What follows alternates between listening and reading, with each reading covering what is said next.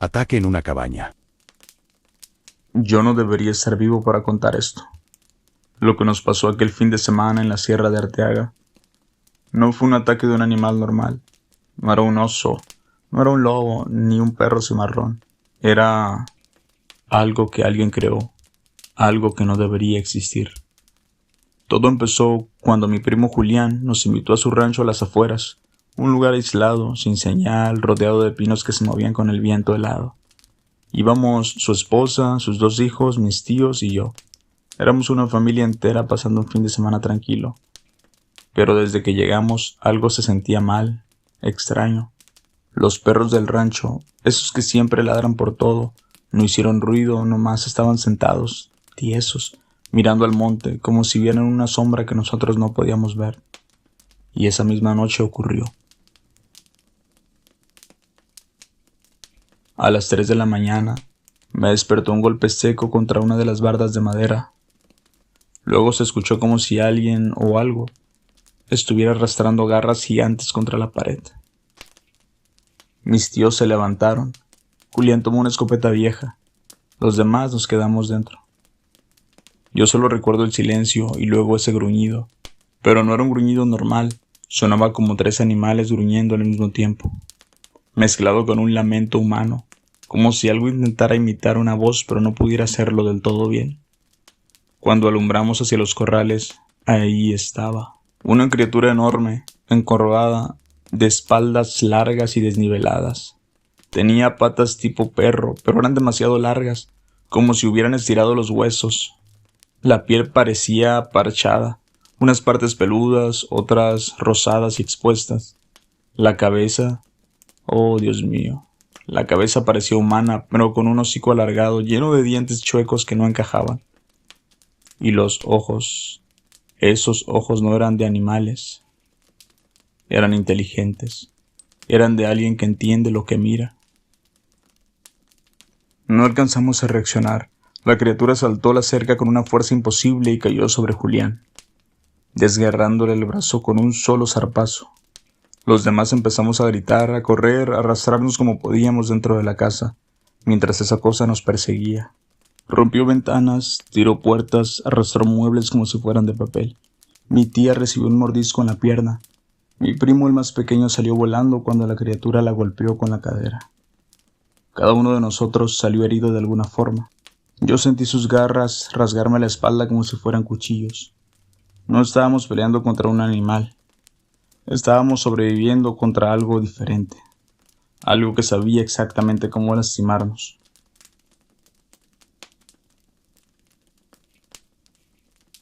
Logramos subirnos todos como pudimos a la camioneta de mi tío. Julián sangraba del brazo. Mi tía casi desmayada. Los niños llorando. Yo apenas podía moverme. Cuando encendimos la camioneta, la criatura se paró en 2 patas como un humano y nos miró directo al parabrisas. Sonrió. O algo parecido a sonreír. Avanzamos. Y esa bestia empezó a correr detrás de nosotros por las carreteras de terracería. A la velocidad de un carro, casi a la par, como si disfrutara del juego, como si estuviera cazando. Le pegaba a la caja, arañaba las puertas, mordía las ventanas laterales. Mis tíos lloraban, gritaban, rezaban. No la pudimos perder hasta que apareció una curva cerrada y la carretera daba justo a un barranco.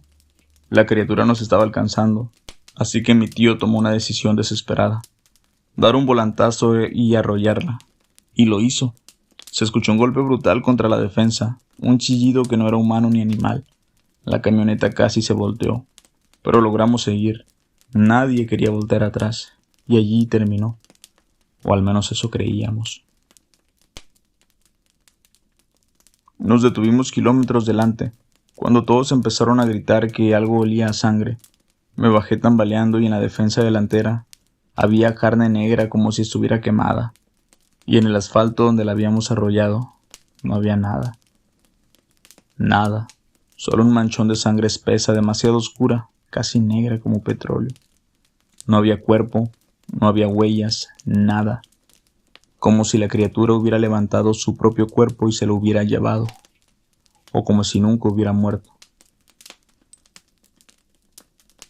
Después de ver el manchón de sangre, lo único que queríamos era llegar al pueblo, pero mientras mi tío manejaba, yo no podía sacarme esa sensación, la sensación de que la criatura no estaba muerta, porque aunque íbamos heridos, asustados y temblando, no se escuchaba nada, no pájaros, no viento, nada de vida, como si la carretera estuviera en silencio para escucharla volver. Llegamos a una pequeña clínica de la zona. Era vieja, con paredes húmedas y luz amarillenta.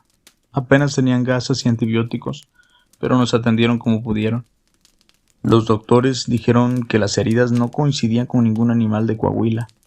Mordidas demasiado grandes para un perro, garras demasiado largas para un oso, fuerza demasiado precisa para un lobo. Cuando vino un médico más viejo, con voz ronca y ojos cansados, se quedó mudo al ver las lesiones y dijo la frase que me heló la sangre: «Esto no es de aquí, esto lo trajeron». Nadie entendió, nadie preguntó, pero él sí sabía, y yo también empecé a sospechar. Mientras curaba a mi tía, el teléfono fijo de la clínica sonó. La enfermera contestó y de pronto palideció. No dijo casi nada, solo asintió y colgó. Luego nos dijo: «Les recomiendo que se vayan, esa carretera va a ser cerrada». «¿Por qué?», preguntó mi tío. «Porque lo que los atacó no debería estar suelto». No insistimos, solo nos fuimos y agradecimos. Pero antes de salir, escuché al doctor decirle a la enfermera: «Van a mandar al equipo otra vez. Ojalá esta vez sí la encuentren». ¿Otra vez? ¿Desde cuándo buscaban esa cosa?, me pregunté. Decidimos volver al rancho solo para recoger documentos, ropa y algunas cosas importantes que se habían quedado, pues no queríamos perderlas. Créanme, fue un error enorme. Cuando llegamos, la puerta estaba abierta de par en par. Los perros del rancho muertos. No se defendieron, no corrieron, solo estaban ahí acostados, como si la criatura los hubiera tocado y sus cuerpos se hubieran apagado. Dentro de la casa había marcas en las paredes, garras profundas, y no de solo una criatura. Había 3 tamaños diferentes, pequeñas, medianas y la del monstruo que nos atacó. Eso significaba una cosa: no estaba sola. Entre el tiradero, mi primo encontró una carpeta mojada con sellos borrosos. Decía programa AM21 y un nombre tachado. Dentro había reportes médicos, fotos de huesos modificados, radiografías de animales mezclados y una nota escrita a mano casi destruida por la humedad. Los híbridos no deben ser liberados en áreas con población civil. El espécimen principal presenta comportamiento impredecible. Si escapa, elimínenlo de inmediato. No permitan que se reúna con su manada. ¿Su manada? La criatura que arrollamos no estaba sola. Capaz iba de regreso con las otras, quizás la seguían, tal vez la estaban esperando. Justo cuando íbamos saliendo escuchamos un sonido de crack. Una rama rompiéndose bajo un peso enorme. Volteamos todos al mismo tiempo. Entre los árboles altos y negros había una silueta. No era la criatura que atacó el rancho, era más grande, más ancha y más erguida. Y en sus ojos había el mismo brillo inteligente, pero esta vez no estaba gruñendo, esta vez parecía llorar. Soltó un chillido profundo, doloroso como de lamento, como si hubieran encontrado el rastro de su compañero mutilado. Mi tío susurró: «Vámonos, vámonos ya, antes de que nos vea». Y nos subimos. Entonces, desde el monte, se escuchó otro chillido más agudo, y otro y otro. Eran 3 y se estaban acercando. Jamás en mi vida había visto a mi tío manejar así. La camioneta derrapaba, saltaba sobre las piedras, casi se volteaba varias veces, pero los gruñidos venían detrás. Se oían golpes contra los árboles, como si algo enorme los empujara hacia un lado. Volteé por la ventana y miré una silueta correr en 4 patas. Luego se paraba en 2 y luego volver a bajar, como si su cuerpo no supiera de qué forma correr, pero estaban alcanzándonos. A pocos kilómetros de la carretera vimos luces, reflectores enormes, camionetas negras, hombres con trajes, que no eran militares pero parecían. Nos detuvieron con armas. Uno de ellos dijo: «¿Dónde está el espécimen?». No sé de qué habla, respondí temblando. Los vimos en la curva, había sangre. ¿Dónde está el cuerpo?, nos preguntaban. Cuando les dijimos que no había cuerpo, que había desaparecido, los hombres se quedaron en silencio y luego empezaron a correr hacia el monte nerviosos. Uno murmuró algo que nunca voy a olvidar.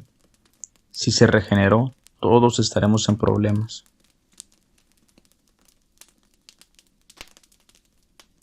Nos dejaron ir, pero mientras avanzábamos hacia el pueblo, mis primos se quedaron dormidos de cansancio. Yo me quedé mirando al retrovisor. Justo al final del camino, antes de perder la vista de la sierra, vi algo parado sobre una roca gigante, una criatura alta y encorvada, pero con una postura casi humana y con medio rostro reconstruido. La piel se veía nueva, rosada como tejido fresco. Nos estaba mirando. Y luego levantó una mano o pata, como si reconociera la camioneta, como si nos estuviera diciendo, los encontré. Y entendí algo, la que arrollamos no era la única, y puede que la verdadera siga allá afuera. Gracias por ver. Suscríbete.